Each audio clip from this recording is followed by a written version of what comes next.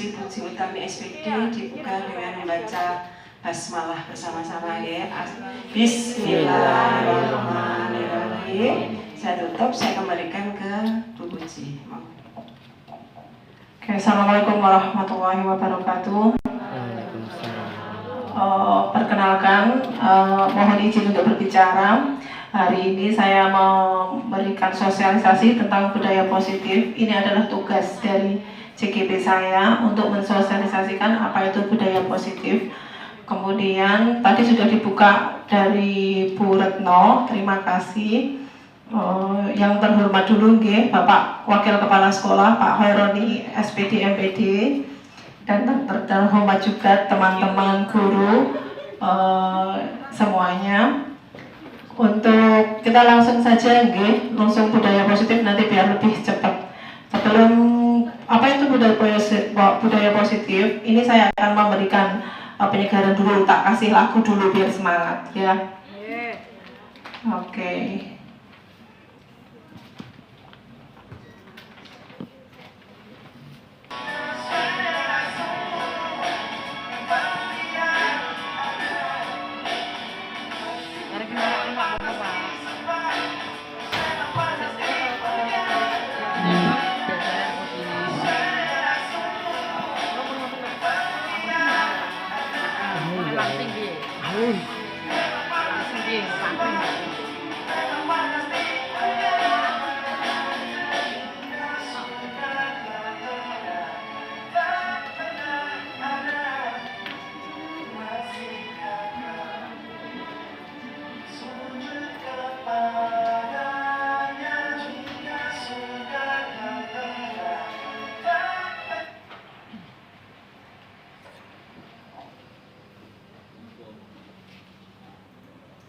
Oke, sampun nggih.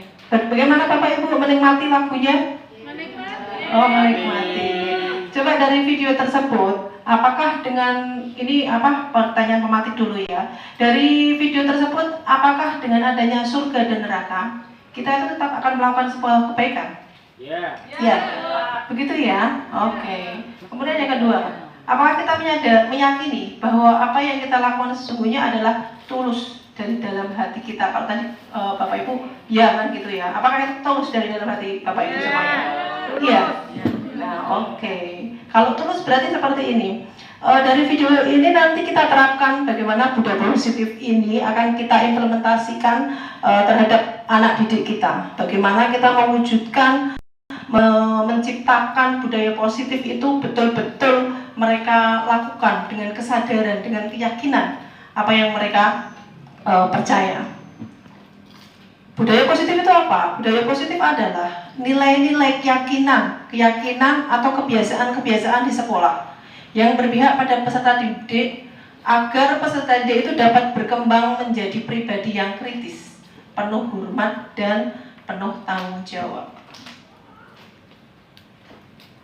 Menurut pemikiran dari Ki Hajar Dewantara adalah pendidikan itu memberikan tuntunan terhadap segala kekuatan kodrat yang dimiliki anak agar ia mampu mencapai keselamatan dan kebahagiaan yang setinggi-tingginya sebagai seorang manusia maupun sebagai anggota masyarakat. Dan di sini peran kita adalah bagaimana menciptakan pembelajaran yang aman serta nyaman dan terlebih lagi adalah menyenangkan, di mana sesuai dengan apa yang diharapkan dari Ki Hajar Dewantara, yaitu dengan adanya budaya positif itu anak-anak itu menjadi terbiasa, seperti yang tadi saya katakan bahwa anak itu akan terbiasa melakukan suatu kebaikan atau keyakinan yang dinilai menurut dia itu adalah suatu keyakinan terhadap kebaikan. Sebelum kita membahas budaya positif, itu ada beberapa hal yang perlu kita bahas. Yang pertama adalah perubahan paradigma belajar. Yang kedua, disiplin positif. Kemudian yang ketiga adalah motivasi perilaku manusia. Selanjutnya, kebutuhan dasar. Dan selanjutnya juga adalah posisi kontrol atau restitusi. Kemudian keyakinan kelas dan segitiga restitusi. Oke, selanjutnya adalah perubahan paradigma belajar. Ini saya minta Bu Bu Eka sama Bu saya minta kertas itu tolong dibagikan teman-teman. Silahkan dibagikan teman-teman. Kemudian nanti saya minta kalian,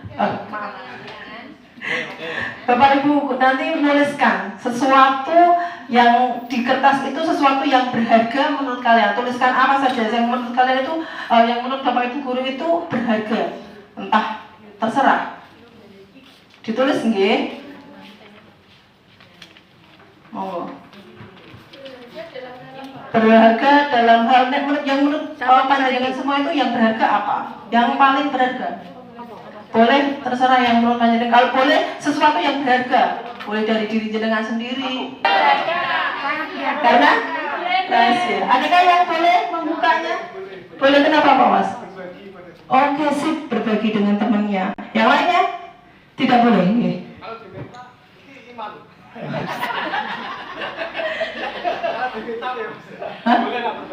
Boleh berbagi, oke.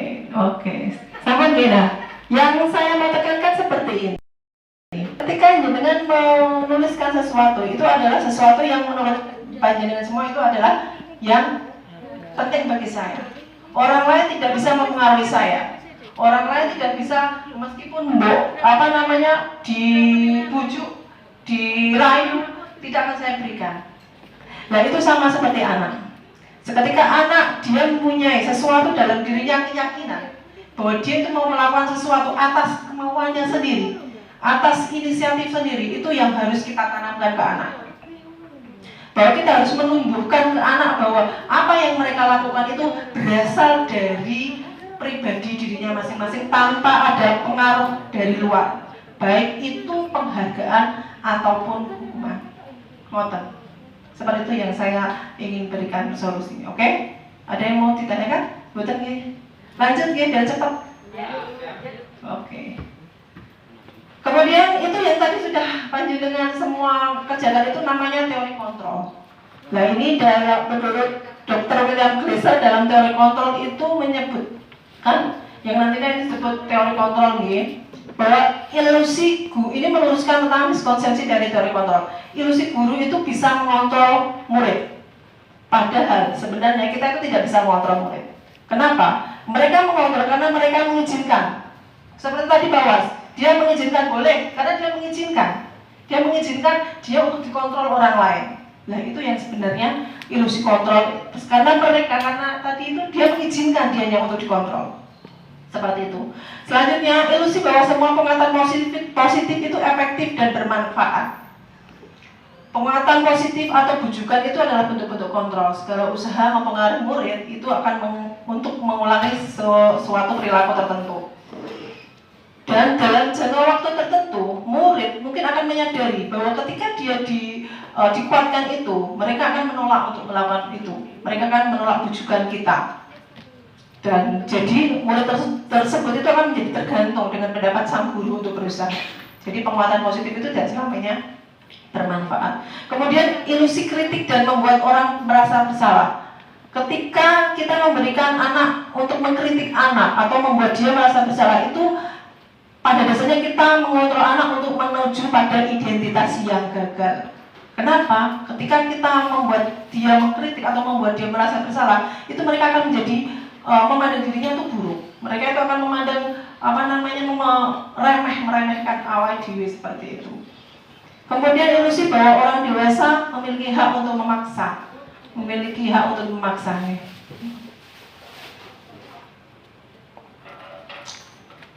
Bahwa orang dewasa itu percaya bahwa kita sebagai orang dewasa itu memiliki tanggung jawab untuk membuat anak-anak itu, murid-murid itu berbuat hal-hal tertentu.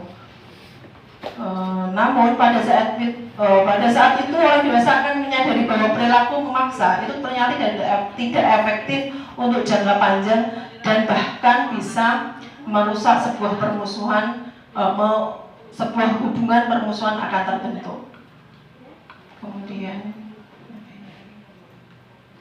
bagaimana seseorang bisa berubah dari paradigma stimulus respon kepada pendekatan teori kontrol? Menurut Stephen R. Covey, Principle Centered Leadership tahun 1991 mengatakan bahwa bila kita ingin membuat kemajuan perlahan, sedikit demi sedikit ubahlah sikap atau perilaku Anda.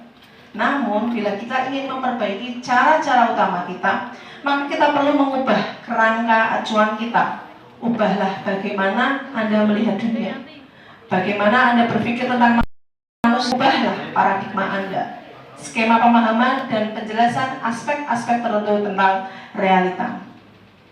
Perubahan paradigma stimulus respon menuju ke teori kontrol. Bisa kita mengontrol seseorang? Untuk dari teori stimulus respon, kita mencoba mengubah orang agar berpandangan sama dengan kita. Tapi menurut teori kontrol, kita itu seharusnya berusaha memahami pandangan orang lain.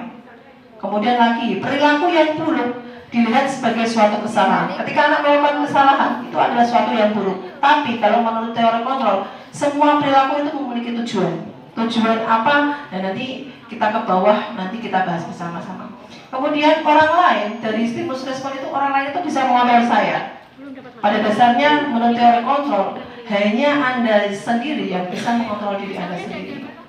Kemudian saya bisa mengontrol orang lain menurut stimulus respon. Tapi untuk teori kontrol, Anda itu tidak bisa mengontrol orang lain. Pemaksaan ada saat rujukan gagal. Kemudian kolaborasi. Nah ini untuk teori kontrol itu adalah kolaborasi dan konsensus menciptakan pilihan-pilihan baru. Kemudian untuk stimulus respon, berpikir menang atau kalah. Untuk teori kontrol, berpikir menang dan menang. Teori motivasi perilaku manusia. Selanjutnya adalah ketika anak melakukan sesuatu, itu pasti ada motivasinya. Kenapa dia melakukan seperti itu? Ada dua motivasi di sini, ada motivasi eksternal dan ada motivasi internal. Motivasi eksternal itu motivasi yang berasal dari luar. Sebagai contoh, untuk menghindari ketidaknyamanan atau hukuman. Dalam kalimat mungkin seperti ini. Apa yang akan terjadi apabila saya tidak melakukannya? Itu teori yang motivasi dari eksternal. Kemudian yang kedua, untuk mendapatkan imbalan dari orang lain atau institusi. Sebagai contoh kalimatnya, apa yang akan saya dapatkan apabila saya melakukannya? Kemudian selanjutnya adalah motivasi internal. Nah ini yang perlu betul-betul kita tanamkan ke anak. Yang tujuan dari disiplin positif yaitu ketika anak melakukan sesuatu, mereka melakukan perilaku itu sebenarnya untuk menghargai dirinya sendiri, menjadi insan seperti apa yang kita harapkan. Kalimatnya adalah saya akan menjadi orang seperti apa bila saya melakukannya. Kemudian disiplin positif. Disiplin positif itu pada dasarnya itu berasal dari bahasa Latin, dari kata disiplina yang artinya belajar. Makna asal dari kata ini itu berkonotasi dengan disiplin diri dari murid-murid dari Socrates dan Plato.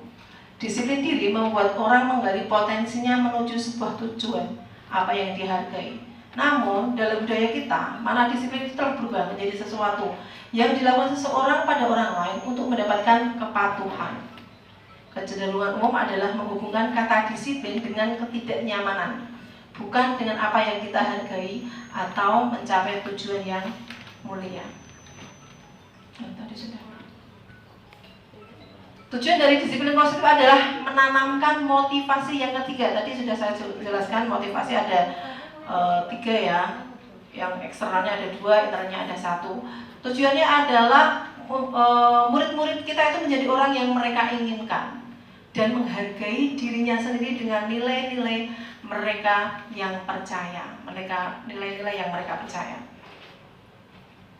Motivasi intrinsik ini yang berdampak panjang itu tidak akan berpengaruh kepada anak ketika melakukan sesuatu. Mereka itu tidak berpengaruh apakah ada hukuman ataukah ada hadiah, itu mereka tidak berpengaruh. Mereka akan melaksanakan yang menurut mereka, yang mereka yakini itu adalah sebuah kebenaran. Kemudian budaya positif yang perlu kita pahami selanjutnya adalah kebutuhan dasar manusia. Ketika anak melakukan sesuatu, itu pasti ada kebutuhan dasar yang sedang dia coba untuk penuhi. Di sini ada 5, ada survival, kemudian cinta, kasih atau diterima, selanjutnya ada penguasaan, kemudian ada kebebasan, selanjutnya adalah kesenangan. Kebutuhan dasar manusia yang pertama adalah kebutuhan untuk bertahan hidup atau survival. kebutuhan yang bersifat fisiologis untuk bertahan hidup, misalnya kesehatan, kemudian rumah, makanan, itu kebutuhannya. Selanjutnya adalah kebutuhan kasih sayang dan rasa diterima, kebutuhan akan hubungan dan koneksi sosial, kebutuhan untuk menerima dan memberi kasih sayang, kemudian untuk menjadi bagian dari suatu kelompok, penguasaan, kebutuhan pengakuan atas kemampuan. Kebutuhan ini berhubungan dengan kekuatan untuk mencapai sesuatu, menjadi kompeten, menjadi terampil, diakui atas prestasinya dan keterampilannya, didengarkan dan memiliki rasa harga diri. Kemudian kebebasan, kebutuhan akan pilihan. Kebutuhan untuk bebas adalah kebutuhan untuk kemandirian, otonomi, memiliki pilihan dan mampu mengendalikan arah hidup seseorang. Selanjutnya adalah kesenangan, kebutuhan untuk merasa senang, kebutuhan untuk mencari kesenangan, untuk bermain, kemudian untuk tertawa. Kemudian budaya positif selanjutnya adalah 5 posisi kontrol. Ini kita, posisi kontrol guru itu sebaiknya di mana? Atau yang sering kita lakukan itu yang bagian mana? Yang pertama adalah sebagai penghukum. Kita itu sebagai penghukum, atau sebagai yang kedua adalah pembuat merasa bersalah. Selanjutnya yang ketiga adalah posisi kontrol sebagai teman. Kemudian sebagai pemantau, yang terakhir adalah sebagai manajer. Sebagai penghukum itu yang seperti apa? Ketika kita berada di posisi penghukum, itu kita menghardik anak, menunjuk anak, kadang menyakiti, bahkan menyindir, itu termasuk menghukum. Kalau seperti kita berkata, kalau kamu tidak melakukannya, awas ya, rasakan, seperti itu. Nah itu berarti kita sudah, posisi kontrol kita itu sebagai penghukum. Hasilnya, itu anak akan memberontak dan menyalahkan orang lain, serta mereka akan berbohong. Kemudian, murid akan meletakkan gurunya di luar dunia berkualitas. Kemudian, anak kadang berkata, biarkan saja, nanti juga marah-marah lagi, kan seperti itu. Kemudian dampaknya, bahwa mereka itu akan mengulangi kesalahannya yang sama. Itu penghukum. 5 posisi kontrol kita sebagai guru selanjutnya adalah pembuat merasa bersalah. Pembuat merasa bersalah itu biasanya guru itu merasa berceramah dengan mengatakan, seharusnya kamu tuh gini, kamu seharusnya gini, atau mungkin ibu kecewa dengan kamu. Nah, seperti itu anak akan merasa bersalah. Kemudian berkata lagi apa ibu? Ibu lelah sekali mengatakannya, ibu sudah stres, ibu sudah pusing memikirkan kamu saja gitu. Hasilnya anak-anak itu kadang menyembunyikan, menyangkal, bahkan berbohong tentang apa yang sedang mereka lakukan. Kemudiannya murid akan meletakkan guru di dalam dunia berkualitas. Dengan tadi karena merasa bersalah itu murid akan berkata, maafkan saya ya bu, saja gitu ya, saya minta maaf. Dampaknya mereka itu dengan kita sudah membuat merasa bersalah itu, anak-anak akan merasa rendah diri, tidak mempunyai rasa percaya diri. 5 posisi kontrol yang selanjutnya adalah teman. Membuatkan alasan-alasan untuk muridnya. Ini sebagai teman itu kita posisinya sebagai teman. Dikonconi kalau bojo Jawa nih, aku dikoncol, aku itu guru, dilindungi. Ini kata-katanya biasanya, ayolah lakukan demi ibu, masa kamu tidak mau? Ingat tidak ibu pernah membantu? Seperti itu. Kemudian hasilnya apa? Anak itu menjadi tergantung. Anak menjadi tergantung karena dengan apa yang dikatakan gurunya, dengan apa yang karena dia merasa sebagai teman. Kemudian kitanya dengan dunia berkualitas, murid meletakkan guru sebagai orang yang sangat penting. Karena merasa ditemani, punya teman, akhirnya segala sesuatunya itu tergantung dari gurunya. Kemudian muridnya akan berkata, ketika kita tidak jadi temannya lagi, anak sudah tidak merasa jadi temannya, dia akan berkata, saya pikir ibu itu teman saya pikir bapak itu teman saya, ternyata kok begitu. Nah itu namanya teman. Kemudian dampaknya pada murid itu lemah, anak-anak tidak bisa mandiri, selalu tergantung dengan gurunya. Kemudian untuk pemantau itu kita guru itu menghitung dan mengukur. Ini termasuk terhadap peraturan sekolah. Kalau seandainya anak melakukan sesuatu terlambat gitu, kita ngomongnya apa peraturannya, apa konsekuensinya. Itu sebagai kita, posisi kontrol kita itu sebagai pemantau. Kemudian hasilnya anak itu akan menyesuaikan diri bila diawasi, hanya diawasi toh. Kalau tidak, yo sudah kan gitu. Kemudian kajian dengan dunia berkualitas, murid meletakkan guru sebagai peraturan dan hukum di dunia berkualitas. Muridnya akan berkata, mereka akan berapa banyak bintang ini kalau untuk anak TK ya. Berapa banyak bintang yang saya harus peroleh, berapa halaman yang harus saya tulis. Nah itu karena takut adanya peraturan tadi. Kemudian dampaknya pada murid menitik beratkan pada sanksi atau hadiah untuk dirinya. Nah ini untuk posisi kontrol tadi belum saya sebutkan. Untuk penghukum dan merasa bersalah itu pada dasarnya kita itu sudah membentuk anak pada identitas yang gagal. Kenapa? Karena ini kontrolnya dari luar, bukan dari diri kita sendiri. Kemudian untuk teman dan memantau itu identitas berhasil atau sukses, tapi ini kontrolnya juga dari luar. Nah yang terakhir ini adalah yang manajer. Ini yang harus kita tetap terapkan ke anak-anak. Bagaimana kita sebagai seorang guru seharusnya itu sebagai manajer. Sebagai manajer itu seperti apa? Ketika anak melakukan suatu kesalahan, kita mengajukan pertanyaan-pertanyaan. Mengapa dia melakukan kesalahan? Sebabnya apa? Seperti itu. Kemudian guru akan juga berkata, kalau ini apa yang kita yakini, ini tentang nilai-nilai kebajikan, nilai-nilai keyakinan yang kebaikan-kebaikan yang baik itu. Apa yang bisa kamu kerjakan untuk memperbaiki masalah? Kita diskusi di posisi manajer ini, kita mengadakan diskusi dengan anak tentang pemecahan masalahnya.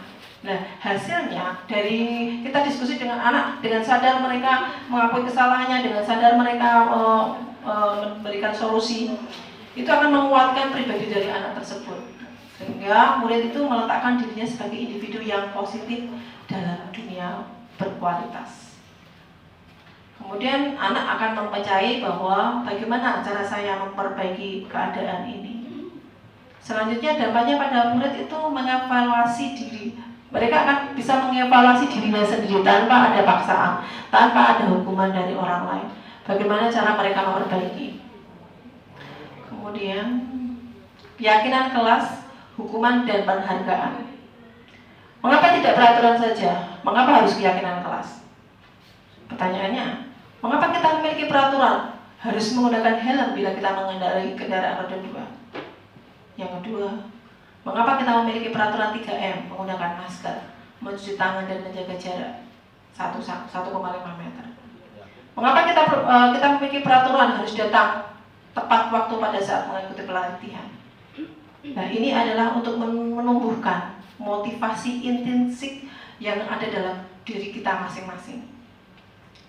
Selanjutnya, tadi kalau sudah dijawab itu nilai-nilai keselamatan atau kesehatan.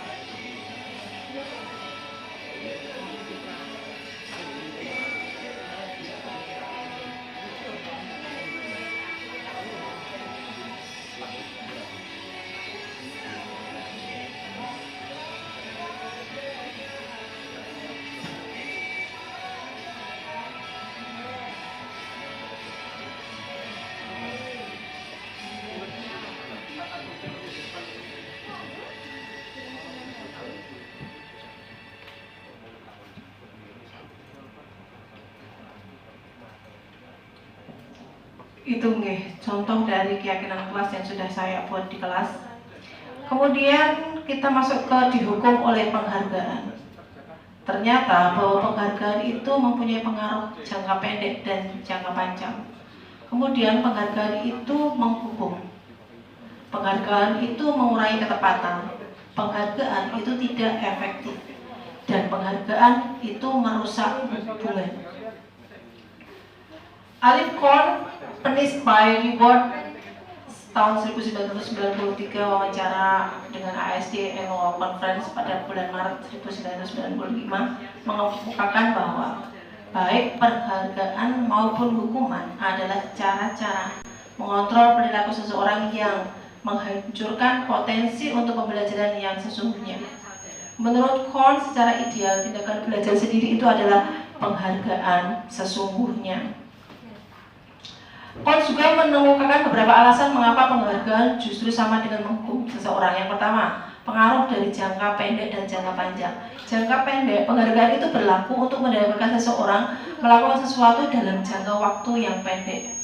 Kemudian jika kita menggunakan penghargaan lagi dan lagi, maka orang tersebut akan tergantung pada penghargaan yang kita berikan, serta kehilangan motivasi dari dalam diri. Jika kita mendapatkan penghargaan untuk melakukan sesuatu, maka selain itu kita senantiasa berharap mendapatkan penghargaan, kita pun menjadi tidak menyadari bahwa tindakan yang kita lakukan itu adalah tindakan yang baik. Kemudian, penghargaan itu tidak efektif.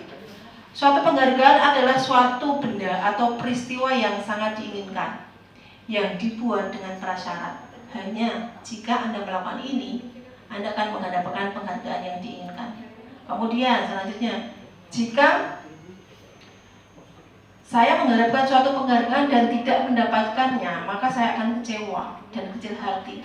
Serta kemungkinan lain kali saya tidak akan berusaha sekeras sebelumnya. Kemudian penghargaan itu merusak hubungan.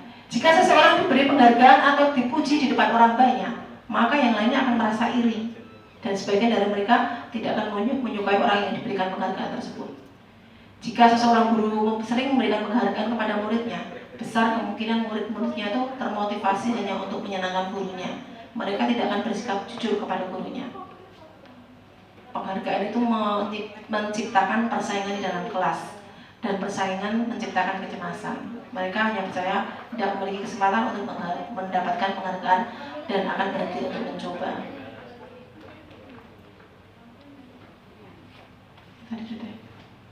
Penghargaan mengurangi ketepatan.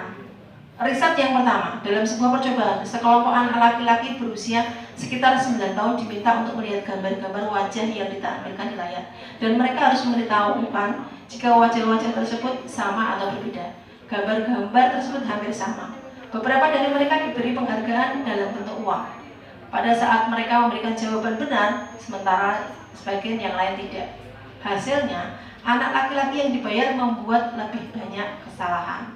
Kemudian riset yang kedua, anak-anak diminta untuk mengingat kata-kata tertentu. Kemudian mereka diminta untuk mengambil kartu yang berisi kata-kata yang diingat tersebut setiap kali muncul.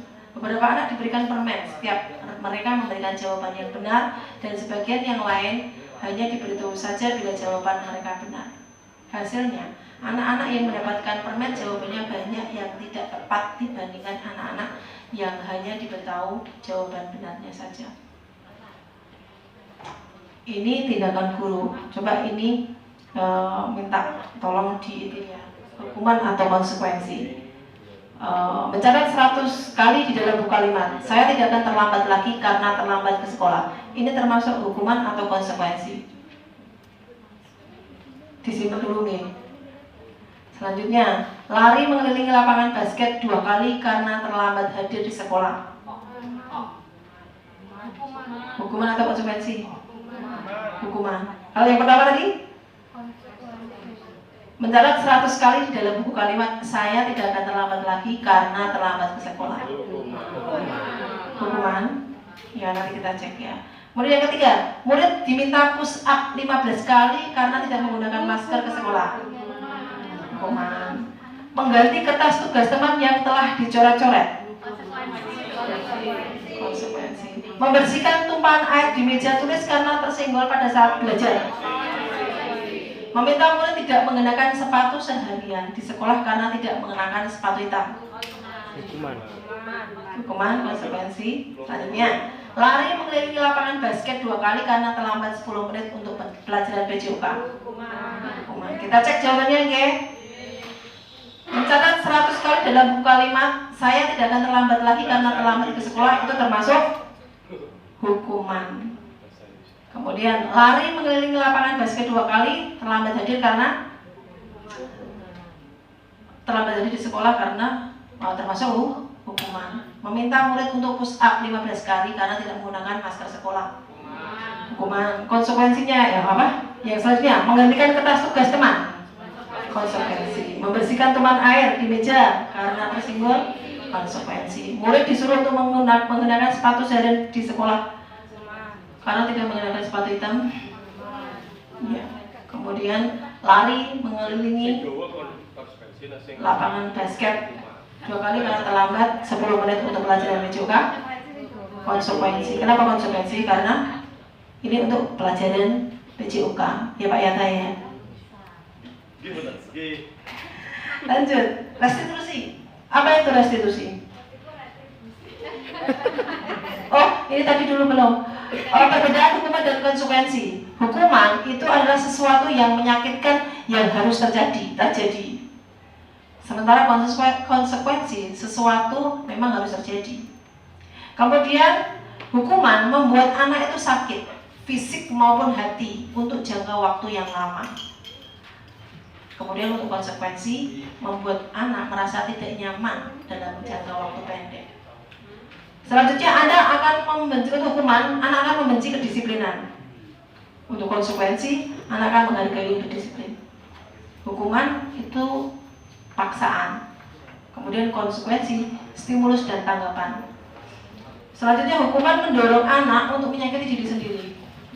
Untuk konsekuensi, mendorong anak agar mudah menyesuaikan diri. Hukuman, konsep diri yang buruk. Kemudian konsekuensi, konsep diri yang baik. Hukuman, anak belajar untuk menyembunyikan kesalahan. Namun pada konsekuensi, anak belajar untuk mematuhi peraturan. Untuk hukuman, marah, rasa bersalah, dipermalukan, merasa tak dihargai. Kemudian untuk konsekuensi, kehilangan hak, tidak dibuat nyaman, diasingkan untuk sementara atau time off. Selanjutnya adalah restitusi. Apa itu restitusi? Restitusi adalah proses menciptakan kondisi bagi murid untuk memperbaiki kesalahan mereka, sehingga mereka bisa kembali pada kelompoknya dengan karakter yang lebih kuat menurut Gosen 2004. 9 ciri-ciri restitusi. Restitusi yang pertama adalah bukan untuk menebus kesalahan, namun untuk belajar dari kesalahan. Nomor 2, restitusi itu memperbaiki hubungan. Nomor 3, restitusi itu merupakan tawaran, bukan paksaan. Selanjutnya, restitusi menuntut untuk melihat ke dalam hati. Yang kelima, restitusi mencari kebutuhan dasar yang mendasari tindakan. Selanjutnya yang 6, restitusi diri adalah cara yang paling baik untuk memperbaiki diri. Yang ketujuh, restitusi fokus pada karakter, bukan tindakan. 8, restitusi fokus pada solusi. Yang terakhir, restitusi mengembalikan murid yang berbuat salah pada kelompoknya. Jadi ketika restitusi itu dijalankan, anak menyadari dengan kesalahannya, anak belajar dari kesalahannya, kemudian anak memberikan solusi dari permasalahan. Segitiga restitusi itu ada 3. Yang pertama, menstabilkan identitas. Kedua, validasi tindakan yang salah. Selanjutnya, menanyakan keyakinan kelas yang sudah dibuat. Menstabilkan identitas itu apa? Menstabilkan identitas itu untuk membuat murid yang merasa gagal karena berbuat salah menjadi positif terhadap dirinya. Contohnya kalau kita berkata, berbuat salah itu hal yang manusiawi, tidak ada manusia yang sempurna. Bapak Ibu guru juga pernah melakukan kesalahan. Kita pasti bisa menyelesaikan masalah ini. Bapak Ibu guru itu tidak tertarik mencari tahu siapa yang benar, siapa yang salah. Tapi Bapak Ibu guru itu lebih tertarik bagaimana cara menyelesaikan masalah. Kalau kamu menyalahkan diri kamu sendiri terus, apakah kamu bersikap baik pada dirimu sendiri? Seperti itu namanya menstabilkan identitas. Selanjutnya, validasi tindakan yang salah. Membantu murid mengenali basic need atau kebutuhan yang ingin dipenuhi ketika melakukan kesalahan. Ini tadi sudah ya, kebutuhan dasarnya. Pada dasarnya setiap tindakan manusia itu mempunyai tujuan atau memenuhi basic need. Apakah itu power, kekuasaan, atau freedom, kebebasan, love and belonging diterima, fun, kesenangan, atau survival, bertahan hidup. Seperti tadi. Guru berkata, kamu bisa saja akan melakukan hal yang lebih buruk, tapi kamu tidak melakukannya. Kamu pasti punya alasan mengapa kamu melakukannya. Kemudian, apa yang menilai kamu? Kamu boleh tetap berusaha menjaga sikap itu, tapi tambahkan sikap yang lain, yang baru. Mau kamu belajar cara lain untuk mendapatkan yang kamu butuhkan tanpa harus memukul? Seperti itu. Apakah kamu bisa melakukan dengan lebih baik besok lagi? Ini adalah validasi tindakan yang salah. Kemudian murid melihat kesalahan, menanyakan keyakinan kelas. Murid melihat kesalahannya dihubungkan dengan nilai-nilai kebajikan yang diyakini, mendasari manusia berinteraksi dengan orang lain. Guru akan berkata, apa nilai-nilai yang kita percaya di kelas atau sekolah kita? Nilai-nilai kebajikan atau keyakinan apa yang telah kita sepakati? Kelas yang ideal itu kelas seperti apa? Kamu ingin menjadi anak seperti apa? Apa yang kamu rasakan ketika kamu melakukan itu? Kamu menjadi orang yang seperti apa? Gitu. Ini segitiga restitusi. Ini segitiga restitusi yang sudah saya buat.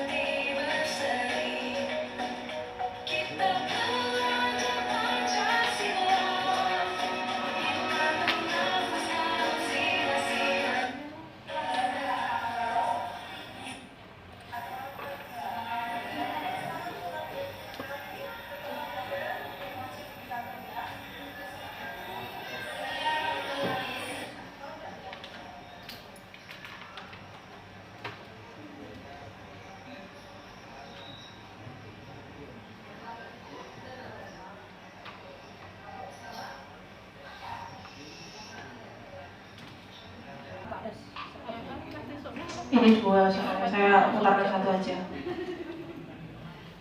Kemudian sudah, terima kasih. Untuk selanjutnya mungkin ada tanggapan, pertanyaan atau komentar, monggo saya persilahkan. Atau mungkin penjelasan saya masih membingungkan. Tidak ada. Monggo, tidak ada ini. Iya.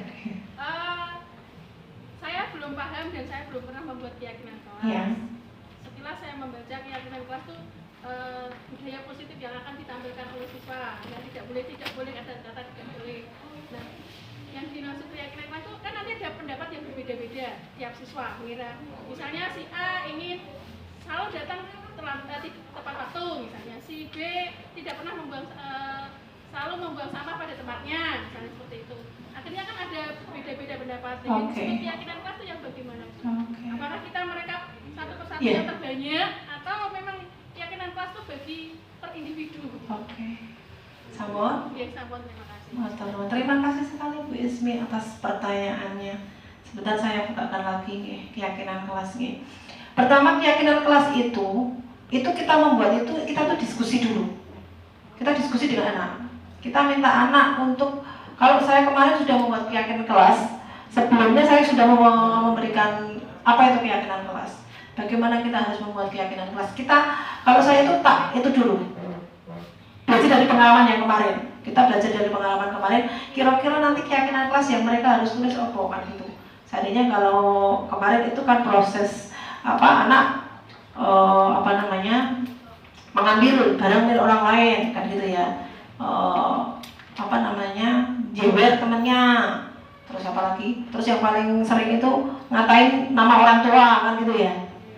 atau buang sampah seperti itu. Saya giring mereka untuk membuat seperti itu. Saya giring mereka, saya berikan nanti kira-kira kamu tuliskan seperti ini keyakinan kelas nanti yang akan kita buat seperti itu. Jadi mereka, oh berarti nanti aku buat seperti ini, aku buat seperti ini, aku buat seperti ini. Kemudian kalau sudah kan tadi anak-anak disuruh nulis ya, disuruh nulis kesepakatan kelas nanti yang akan kita sepakati, ya keyakinan kelas yang akan kita sepakati. Setelah itu anak-anak akan menempelkan hasilnya tadi, ditempelkan di papan tulis yang sudah kita sediakan itu semuanya ditempelkan hasilnya apapun hasilnya. Kemudian kemudian tugas kita untuk meninjau ulang. Kita tinjau ulang dari keyakinan kelas itu kan tadi untuk prosedurnya kan tidak boleh menggunakan kalimat negatif ya, harus positif. Ini tugas kita. Kita ngiring, kita ngelompokkan keyakinan kelas. Oh ini keyakinan kelas ini masuk ini, keyakinan kelas ini masuk ini, keyakinan kelas ini masuk ini. Di kelas saya itu ini keyakinan kelasnya ada 3 poin. Meskipun kemarin kalau yang sudah di kelas saya mungkin nggak tahu ya, ini keyakinan kelasnya itu menjadi 3 dari banyak yang dari mereka tulis itu tugas kita membuat keyakinan kelas. Kalau di 8H itu yang pertama meningkatkan disiplin. Ini meningkatkan disiplin termasuk bisa datang terlambat, tidak boleh datang terlambat. Nah, berarti kita dapat datang tepat waktu. Ini coba saya perlihatkan yang tak foto kemarin soalnya. 8H hasilnya ya, kalau ini sebentar. Nah ini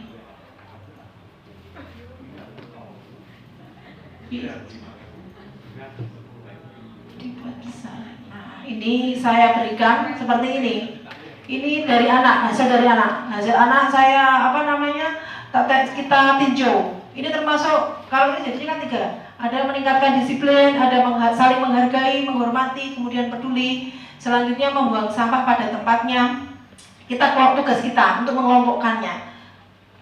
Mungkin dari Bapak Ibu guru nanti yang kalau membuat keyakinan kelas kan nanti berbeda dengan punya saya. Mungkin mereka itu kan kasusnya beda-beda. Seandainya yang mereka sering terjadi di kelas itu apa? Mereka kan seperti itu seandainya. Pasti berbeda dengan saya itu. Kemudian saya kelompokkan sesuai dengan seperti itu tadi, meningkatkan, saling menghargai, menghormati. Kalau ini teman-teman anak-anak saya itu tidak melakukan kekerasan, berarti ini termasuk saling menghargai. Kemudian ada lagi apa itu? Ini kemarin sudah tak pasang di sana. Kemudian untuk meningkatkan disiplin, berangkat sekolah tepat waktu, tidak boleh menyontek waktu tes. Nah itu berarti kan termasuk disiplin. Ini saya kelompokkan menjadi disiplin. Kemudian di sini ada membuang sampah pada tempatnya. Saya kelompokkan sendiri, ini hanya sedikit. Kemudian setelah itu anak-anak disuruh meninjau ulang lagi. Oh ini keyakinan kelas jadi seperti itu. Nah setelah itu baru menandatangani. Saya minta untuk menandatangani sebagai bukti bahwa mereka sudah membuat keyakinan kelas di mana itu yang harus mereka lakukan. Seperti itu. Dan tidak hanya itu, bukan hanya ditempel saja. Kalau saya itu, kalau pas jam pelajaran saya atau pas jam wali kelas itu, saya selalu memberikan ke anak apa keyakinan kelas yang sudah kita sepakati. Mereka akan menyebutkan saling menghargai, saling menghormati, saling peduli, meningkatkan disiplin, membuang sampah pada tempatnya. Kemudian kalau membuat keyakinan kelas ini, karena kan harus kalimatnya itu simple, yang tidak anak itu mudah untuk mengingat.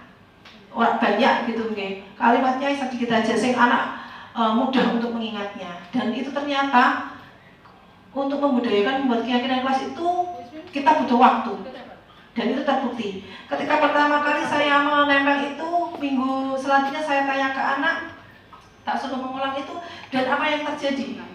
Yang terjadi adalah ada satu anak itu bawa pen, itu langsung dikembalikan. Ketika saya ngomong bagaimana dengan keyakinan kelas yang sudah kita pahami, itu mereka menyebutkan mungkin dari dalam diri mereka itu sendiri sadar. Pen itu langsung dikembalikan. Ini kemarin saya minta ambil ini. Nah, dari itu saya sampai mengapresiasi ke anak, bagus sekali, berarti kamu sudah yakin, sudah ngerti apa yang harus kamu lakukan. Kamu berarti yakin dengan apa yang kamu lakukan itu benar, sesuai dengan keyakinan kelas yang sudah kita buat seperti itu. Dan itu butuh proses memang, kalau kita menetapkan keyakinan kelas itu memang butuh proses, tidak hanya sehari dua hari, tapi memang butuh proses. Kadang-kadang seperti kemarin kalau yang ngajar 8H itu ada Rizky Bagus ya, itu kan sudah 2 kali diskors itu. Kemarin saya juga menyinggung dia.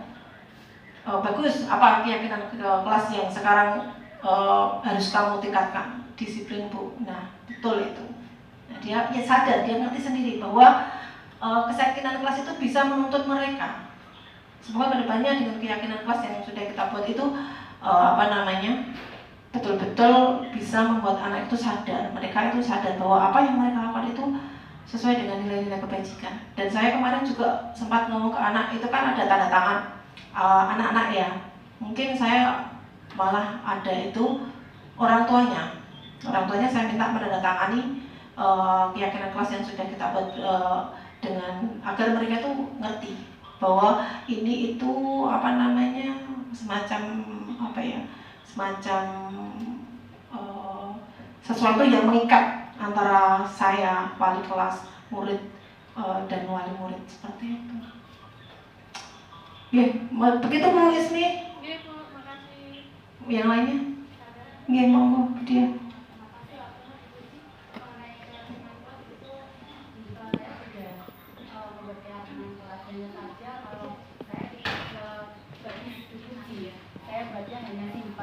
Pada waktu saya membuat keyakinan kelas itu, siswa saya 30 siswa itu saya bagi dengan kertas kecil-kecil. Kemudian siswa saya itu saya beri kegiatan atau mengenai mereka apa yang harus nanti disepakati. Dari 30 kertas itu saya kumpulkan dari per deret itu saya suruh diskusi. Dari 30 kertas itu mana yang kalian pilih, saya patok Bu 10. Hanya saja saya tidak seperti Bu Puji, saya mungkin kurang pemahaman saya Bu, saya tidak saya pajang, hanya saja dari 30 menjadi 10 keyakinan kelas dan sudah disepakati 30 siswa, maka saya ambil kertas manila, saya suruh nulis dari yang 30 itu terbaik, yang kalian sepakati, yang kalian yakini yang mana. Jadi ditulis 10 keyakinan kelas itu. Tapi memang betul terbukti di situ tertulis dilarang mainan alat kebersihan. Jadi siswa saya tidak ada yang merusak sapu, tidak ada yang gayung itu dilempar, tidak ada. Memang terbukti. Tapi itu tadi Bu Puji masukannya untuk saya. Mungkin saya kurang sempurna seperti Bu Puji, tidak saya pajang, tapi saya tulis tempelkan 10 keyakinan kelas 9 itu. Terima kasih. Oke, terima kasih Bu Diah, bagus sekali ya Bu Diah ya. Memang kita membuat keyakinan kelas ini juga saya, kalau memang dulu tidak secara tertulis ya, tapi lebih baiknya lagi seperti ini kan ada dokumentasinya, anak bisa diingatkan. Kalau bisa lagi tuh Bu Diah, itu tadi 10 ya, 10 mungkin bisa, maksudnya mungkin bisa diperuncing lagi Bu Diah. Oh ya, diperuncing lagi, dikelompokkan lagi, enggak usah. Kalau 10 kan kalau anak suruh menghafalkan 10 gitu kan rodok kebingungan gitu. Kalau mereka tahu. Oke.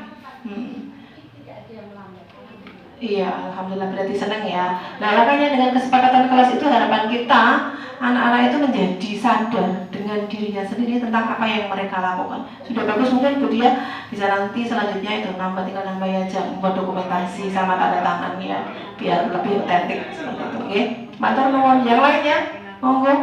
Nggih, Pak Rory. Nggih, monggo silakan. Iya, monggo. Tadi terkait dengan kebutuhan dasar manusia. Iya, betul. Ada berapa gunanya tadi? 5. Ya, salah. Apakah kebutuhan psikologi orang menggunakan hubungan biologis, suami istri itu masuk ke dasar manusia apa enggak? Iya. Terus itu dasarnya keberapa coba? Terima kasih. Yang mana ya Pak ya? Kira-kira di sini kan ada 5. Ada survival, cinta kasih atau diterima, kesenangan, kebebasan, dan penguasaan. Ini saya minta Pak Rodi sendiri dan yang jawab. Kira-kira Pak? Semangat. Yang mana Pak? Sebenarnya saya yakin Pak Rodi itu sendiri sudah tahu jawabannya, tapi ini katanya mengetes saya ya. Pak, mau silakan Pak. Kalau menurut Pak Rodi sendiri itu kebutuhan dasar seperti itu, kebutuhan dasar mana yang sedang panjenengan penuhi? Oh, tadi sudah saya sebutkan loh Pak. Sudah saya jelaskan kebutuhan dasar lain ini ada kebutuhan survival atau bertahan hidup, ada cinta dan kasih sayang ya Pak ya. Kemudian, nah termasuk berarti apa? Cinta dan kasih sayang ya. Ya toh, kita melakukan itu. Kasih dasar. Oh monggo. Silakan Bu El. Masih 20 menit Pak? Oh, 20 menit. Saya tanya dulu tentang dari kontrol tadi. Iya. Saya juga sudah pernah mendengar dari PNM Iya. tentang teori ini. Jadi tadi dijelaskan lagi dan diingatkan lagi bahwa kita ini di dalam kontrol ini sebagai manajer. Iya, betul. Ya kan? Nah, kadang-kadang itu kita tidak bisa sepenuhnya sebagai manajer. Kadang-kadang kita itu membuat anak itu supaya merasa salah, supaya dia Iya. tahu. Kadang-kadang itu kalau kita tidak menunjukkan bahwa supaya perlu Salahnya. salah, jadi kadang-kadang kan ada itu kan kalau menurut teori ini kan tidak boleh ya. Iya, Tidak termasuk boleh. identitas gagal. Tidak boleh ya. Nah itu bagaimana itu solusinya itu? Apakah memang kita tidak boleh menunjukkan bahwa ini loh kesalahanmu, nah supaya diperbaiki dan yang kamu itu sebenarnya nggak boleh atau bagaimana? Oke. Sampun Bu El. Ya, matur nuwun Bu El. Posisi kita sebagai manajer ini kita harus tadi yang saya jelaskan tadi Bu El. Ketika kita mendapatkan suatu permasalahan, kita coba menerapkan segitiga restitusi tadi Bu El. Segitiga restitusi tadi Bu El. Kita coba anak kita terapkan segitiga restitusi. Dengan cara apa? Dengan cara menstabilkan identitas.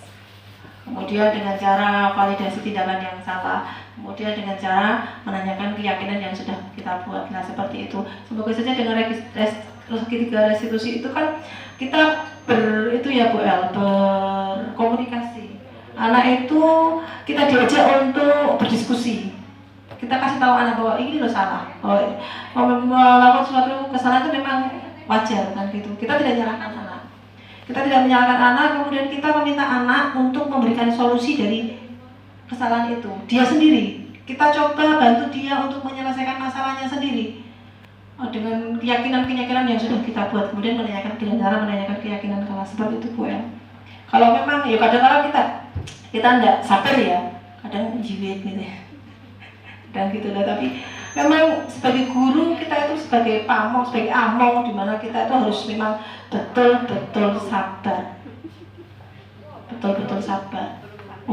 Sabar nih, betul-betul sabar dalam menghadapi anak. Kalau kemarin itu sampai saya pas ketika meet dengan instruktur itu malah diceritakan seperti ini. Beliau itu pengawas dari SLB, dia itu pengawas SLB. Dia tuh membandingkan ya sama seperti ada yang tanya seperti Bu El, piye kok anakku ki kadang-kala ki wis ndobek sak pole kan gitu ya Bu El nggih. Kan gitu lagi terus aku harus bagaimana? Ternyata ketika kita dibandingkan dengan guru-guru SLB itu kita tuh tidak ada apa-apanya. Kita tuh tidak ada apa-apanya ketika guru-guru SLB itu bagaimana dia merawat, bagaimana dia ngopeni murid-muridnya yang SLB yang saya yang ngiler atau yang mungkin seperti itu. Kita tuh sebenarnya tuh tidak ada apa-apanya, kesabarannya gitu loh. Kita tuh tidak ada kesabarannya dengan kalau dibandingkan dengan mereka itu seperti itu. Sampun nggih, ada yang mau ditanyakan? Cukup nggih, ini waktunya. Sampun soalnya. Matur nuwun sangat atas atensinya, semoga ini bermanfaat bagi kita semua. Semua kesalahan itu hanya ada pada saya. dan kesempurnaan itu hanya Allah, milik Allah Subhanahu wa taala. Kurang lebihnya saya minta maaf. Assalamualaikum warahmatullahi wabarakatuh. Waalaikumsalam. Sama.